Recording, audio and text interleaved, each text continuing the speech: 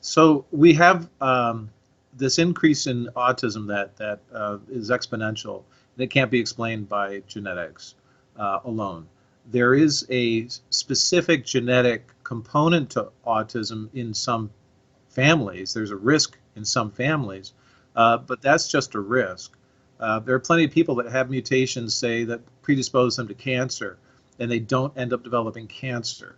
So if you think about genetic risk in the proper format, the community is discussing it backwards. They want to say the environment's the trigger, and they want to say that the genetics are a cause, and that autism is genetic.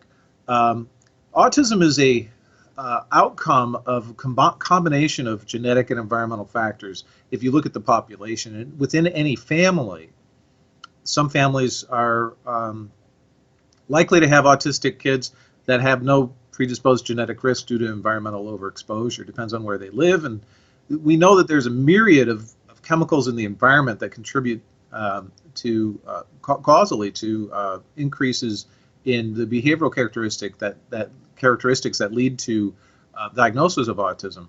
And so, the quick answer to the study, Ann, is autism studies require a focus not only on genetics uh, to address the growing concern that there may be a genetic component, but also it should focus on the genetic by environment interactions. And in order to do those kinds of studies, we have to study environmental factors.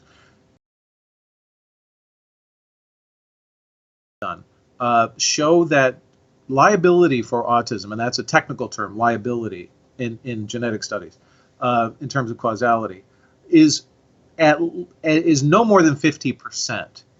And that leaves a huge amount of room for the environment. There's more than 50% liability to the environment. And then on top of it, those studies that were done, those largest studies I'm telling you about, which are all found in my book,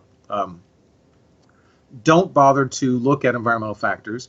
And so they can't even address the genetic by environmental interaction, the G by E interaction.